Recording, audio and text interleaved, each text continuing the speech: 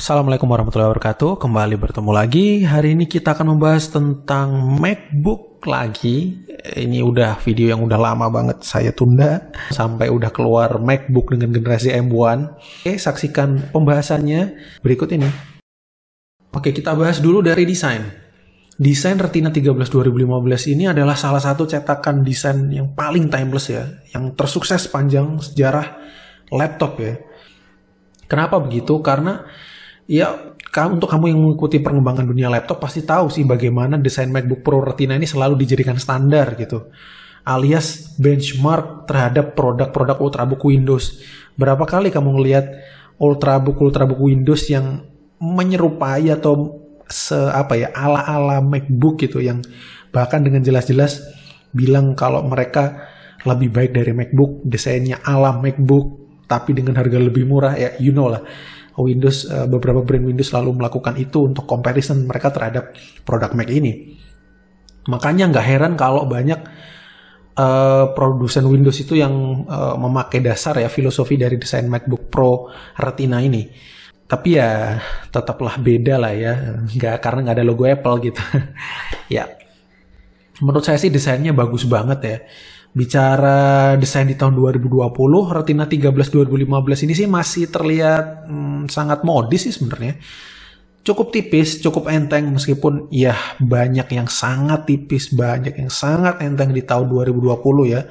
Ultra portable dari Windows ataupun Mac pun, seri terbaru pun juga enteng banget. Tapi menurut saya from the start, MacBook Pro Retina 13 2015 ini udah menetapkan standar yang tinggi banget untuk bagaimana laptop itu menjadi sebuah perangkat yang sangat portable, tipis banget dan enteng banget. Jadi di tahun 2020 pun saya rasa masih cukup portable gitu.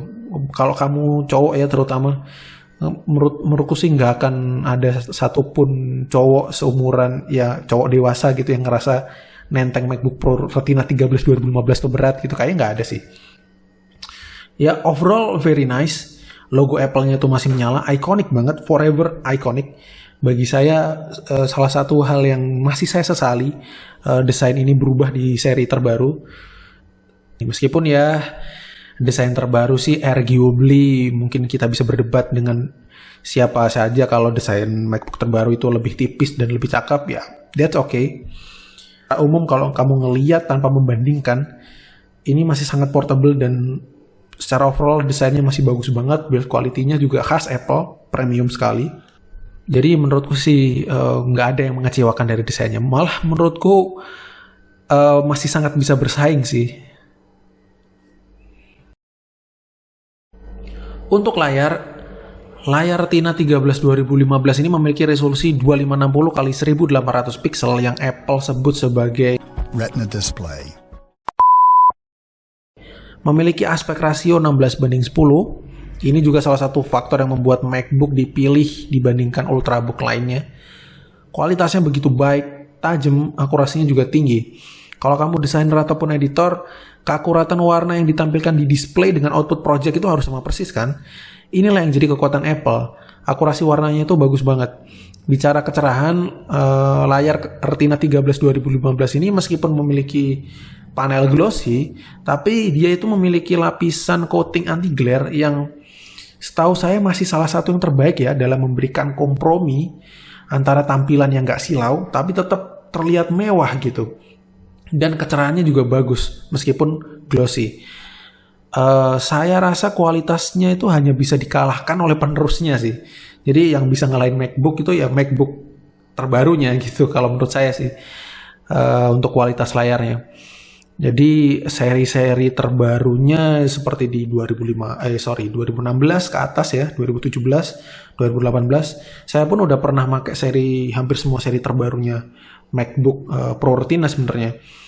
Itu pun dibandingkan 2015, untuk urusan kecerahan warna dan saturasi warna memang sedikit lebih gonjreng di seri yang terbaru. Tapi sisanya itu menurutku dari akurasi warna dan sebagainya nggak ada kelemahan dari layar MacBook Pro ini sih yang 2015 dibandingkan seri yang terbaru. Menurutku sih masih 95% lah sama seperti seri-seri terbaru. Layout keyboard MacBook ini sudah bertahan dari tahun 2013 ya, yang model seperti ini. Sejak masuk era Retina, layout semua lini MacBook itu sama, baik MacBook Air yang 11 inci, yang 13 inci, hingga Pro Retina 13 inci dan 15 inci itu layoutnya seperti ini sama. Jadi secara umum experience-nya pun mirip sebenarnya. Kualitas mengetik di MacBook Pro Retina 13 2015 secara umum excellent sih. Tactile feedback-nya alias membalnya itu empuk, dengan jarak aktuasi key-nya itu kurang lebih di 1,4 mm yang mana sangat baik untuk Ultrabook, dan mekanisme scissor switch-nya juga terbukti awet dan handal digunakan dalam bertahun-tahun. Apalagi yang bisa dibahas dari sebuah keyboard Mac? Semuanya terasa oke banget sih untuk keyboard dari sebuah MacBook Pro Retina 13 di seri 2015 ini. Oh ya, dia punya backlit keyboard juga ya, dengan 10 tingkat kecerahan yang ya kalau kamu mau pakai sampai 10 tingkat sih ya Apple ngasih 10 tingkat dan akan otomatis nonaktif jika dipakai di bawah terik matahari atau di bawah kondisi pencahayaan terlalu terang, dia itu otomatis nonaktif ya. Ditenagai dengan Intel Core i5 generasi Broadwell dengan variasi clock speed 2,7 GHz hingga 2,9 GHz. Mungkin ada beberapa orang yang belum tahu tentang Retina 13 2015 ini punya beberapa varian. Saya akan jabarkan lewat foto di samping ini ya. Nanti saya akan coba kasih. Ada 3 varian sebenarnya dengan kode MF839, MF840, dan MF841. Bedanya itu hanya garis besar di 2 hal, yakni di clock speed i5-nya dan SSD-nya. Kalau MF839 itu varian terendah dengan 2,7 GHz, storage-nya 128 GB, kemudian 840 itu 2,7 GHz dengan SSD 256, kemudian MF841 yang teratas itu dengan 2,9 GHz dan SSD-nya 500 GB. Dan selain kapasitas SSD serta clock speed, tidak ada lagi sih perbedaan antara masing-masing SKU ya, masing-masing varian itu sama aja, persis. Nah, di tahun 2020-2021 spesifikasi ini sih masih sangat handal sih sebenarnya untuk menjalankan aktivitas apapun gitu, hampir aktivitas apapun yang mungkin kamu lakukan di sebuah MacBook gitu. Ngedit video, ngedit foto, aktivitas-aktivitas office, multimedia, rendering 3D, produksi konten kreatif, programming, development apps, web, saya rasa masih oke. Tapi meski perlu dicatat dalam tingkatan tertentu ya. Karena MacBook ini punya RAM 8GB onboard, meskipun ada varian CTO dengan RAM 16GB, tapi perlu dicatat RAM-nya ini onboard, jadi kalau kamu punya aktivitas yang berat banget, heavy production banget, mungkin 8GB itu bisa jadi kurang untukmu. Tapi untuk penggunaan sehari-hari versi RAM 8GB sudah sangat memadai sih. Nggak perlu khawatir saya kira untuk menjalankan semua aktivitas yang kamu lakukan. Semua berjalan smooth dan cepat. MacBook Pro Retina 13 2015 juga memiliki umur panjang karena dalam hal software support, MacBook itu excellent banget. Di tahun 2020 ini sih MacBook Pro Retina 13 2015 juga dapat software update hingga macOS Big Sur ya. Jadi ya nggak masalah sih. Dan menurutku sampai 3 atau 4 tahun ke depan saya kira masih aman. Untuk baterai secara umum sih memuaskan ya, memuaskan banget malah. Memang kita bicara ya ini sebagai laptop bekas ya, ada beberapa aspek yang memang perlu diperhatikan dan ketahanan baterai tentu bervariasi tergantung kondisi unit pula sih. Dengan asumsi baterai health di atas 90% dan angka cycle count itu masih cukup wajar ya. Ya taruhlah di angka 200 atau sampai 500. Menurutku itu masih cukup wajar dan dalam range angka seperti itu, dalam pengujian saya MacBook Pro Retina 13 2015 ini masih sanggup bertahan minimal 5 jam. Ya, yang pasti lebih sih, itu cuman angka minimal aja, yang pasti lebih, bahkan mungkin bisa 8 sampai mungkin 9 jam kalau baterainya benar-benar masih bagus banget.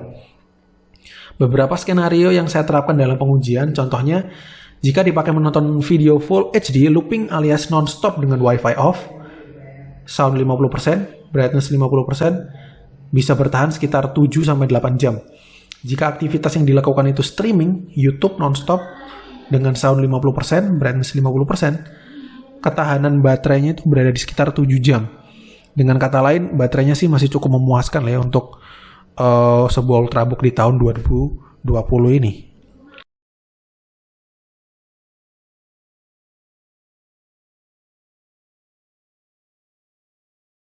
Kita sampai pada kesimpulan.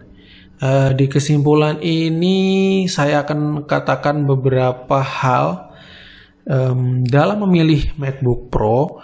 Apalagi untuk kamu yang pemakai pertama, biasanya itu saya selalu punya dua rujukan sebenarnya, punya dua rujukan tipe yang bisa Anda pilih tergantung budget dan keperluan Anda memilih sebuah MacBook. Jika Anda benar-benar baru pertama kali mencoba Mac dan budget terbatas banget di bawah 10 juta dan Anda ingin coba-coba dulu ya, nggak pingin gambling dengan budget Anda, dengan tabungan Anda, mungkin takut invest tabungan lebih banyak gitu ya, kalau menghabiskan puluhan juta, biasanya saya kasih rujukan versi MacBook Pro 13 inci 2012 yang sejuta umat itu, MD101, yang mungkin semua orang tahu ya. Meskipun sebenarnya secara pribadi ya, saya nggak terlalu suka sama tipe itu, tapi saya akui memang banyak hal yang masih bisa dilakukan dari MacBook itu gitu, masih cukup worth it di harganya. Kemudian adalah tipe yang kedua yang selalu jadi rujukan saya untuk ngasih rekomendasi ke pemakai pertama MacBook adalah ya ini Retina 13 2015. Tipe MF840 ya, terutama di RAM 8GB dengan SSD 256. Menurut saya itu sweet spot banget antara harga, terus kemudian sama spek, fitur, terus kemudian storage juga cukup. Tapi di tahun 2020 ini, late 2020 ini, sudah ada keluaran terbaru dari sebuah MacBook ya. Dia transisi dari x86 Intel ke versi ARM, yang produk pertamanya adalah Apple M1 chip. Lalu apakah keberadaan M1 akan mengubah mindset saya terkait MacBook Pro Retina 13 2015 ini sebagai sebuah rujukan?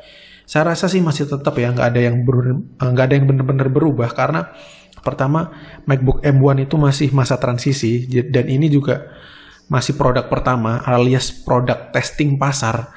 Banyak hal yang masih bisa dirasa gambling ya dari sebuah M1, meskipun saya ngeliat semua reviewnya bagus, positif banget, tapi saya rasa untuk kamu yang pengen langsung memakai MacBook untuk keperluan profesional, saya kira, apalagi yang pertama ya, ini khususnya untuk pengguna pertama, saya rasa seri 2015 masih jadi salah satu seri default, seri rekomendasi dari saya untuk kamu pilih di tahun 2020 bahkan 2021 gitu.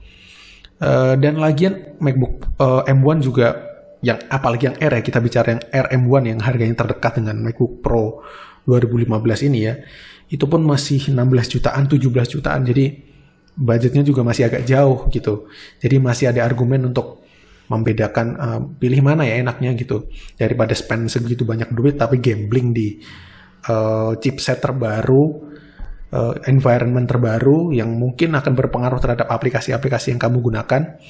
Saya rasa sih safe to say antara budget dan fitur dan apa yang kamu dapat, MacBook Pro Retina 13 2015 masih salah satu MacBook paling saya rekomendasikan di tahun 2020 dan 2021. Jadi begitulah kesimpulan saya. Semoga dapat memberikan pencerahan untuk kamu yang mungkin masih mempertimbangkan untuk beli MacBook Pro Retina 13 2015 atau seri di atasnya atau M1 atau seri apa. Ya, semoga sedikit memberikan pencerahan. Terima kasih sudah menonton.